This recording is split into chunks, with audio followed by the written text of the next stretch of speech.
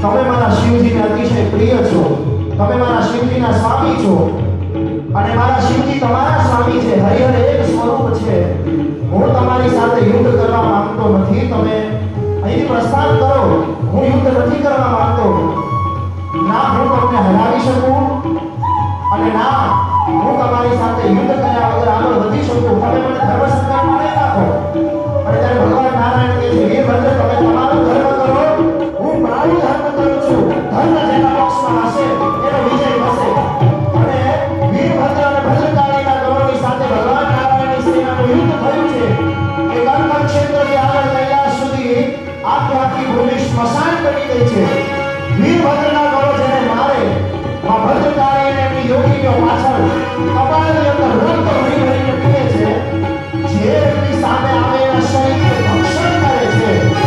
અને નારાયણની સેનાનું ત્યાં ને ત્યાં અંત થયો છે. ભગવાન નારાયણની સેના અંતર્યાન થઈ. ભગવાન નારાયણ અને વીરભદ્રનું યુદ્ધ થયું છે. વીરભદ્રની સાથે યુદ્ધ કરતા કરતા ભગવાન નારાયણના શરીરો અંગ ભંગ થયા. ભગવાન નારાયણ પર વૈકુંઠ સ્થાને અંદર ધ્યાન થયા અને વીરભદ્ર કનખરમાં આવ્યા છે. જય શક્તિ દેવ સચિદાનંદ મે ધર્મનિતા ધામ કમંડલ પુરાને ભજી દેવ દિલા એ ભગવાને ભજી દેવ જીવેગા સંભોય નમે ભજી દેવ જીવેગા.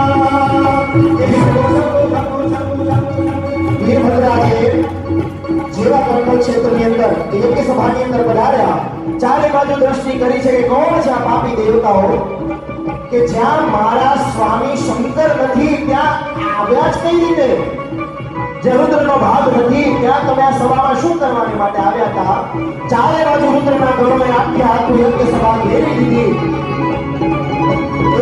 એક દેવતાઓને પકડીને મારવા લાગ્યા છે. ભૃગુ ઋષિ જ્યારે દક્ષ પ્રજાપતિ એ ભગવાન શંકરની નિંદા કરતા હતા તો ભૃગુ ઋષિ પોતાની દાઢી ઉપર હાથ ફેરવીને કહેતા હતા, બરોબર છે, બરોબર છે. ભૃગુ ઋષિને પકડીને દાઢી જે છે આ દાઢી પર હાથ ફેરવીને કીધું હતું ને, અમુક ઋષિગણો હતા આંખો મંડાવતા હતા, હા બરોબર છે, બરોબર છે. જે આંખો મંડાવતા હતા એમની આંખો ખોલી આ આંખો મંડાવતા હતા ને શિવની નિંદામાં. જે લોકો પોતાના હાથ મચાવતા હતા જંગા પર, અરે વાહ, અરે વાહ, એકની જંગા તોડી નાખી.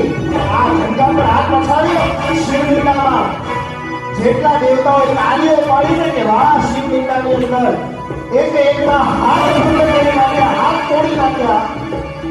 યજ્ઞકુંડની અંદર અગ્નિદેવ છે. અગ્નિદેવ હરણનું રૂપ લઈને ભાગવા લાગ્યા. જેવું ભાગવા લાગ્યા વીરભદ્રએ પોતાના પાસની લાકડીને પકડ્યા કે જે યજ્ઞની અંદર મારા રુદ્રનો ભાગ નથી ત્યાં તમે આવ્યા કઈ રીતે? અગ્નિદેવને પણ માર માર્યો છે બરાબર. અને ક્યાં છે દક્ષ? ક્યાં છે દક્ષ? બ્રહ્માથી બધા અંદર ધ્યાન થઈ ગયા, સભા છોડીને જતા રહ્યા. દક્ષ પ્રજાપતિના પગ પાછા પડવા લાગ્યા, પગ ધ્રુજવા લાગ્યા. દક્ષ પ્રજાપતિ જમીન પર પડી ગયા અને જેવા જમીન પર પડ્યા ચારે બાજુ મને બચાવનારું કોઈ નથી, કોઈ નથી.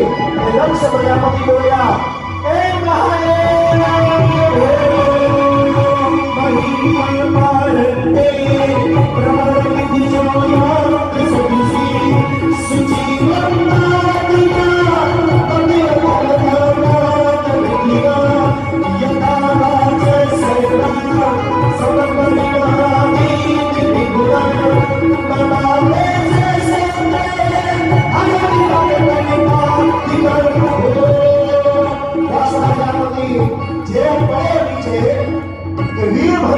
છાતી ઉપર આવીને બેસી ગયા છે અને ઢોર પકડી છે. એક હાથમાં ખડગ છે અને વીરભદ્રને તારા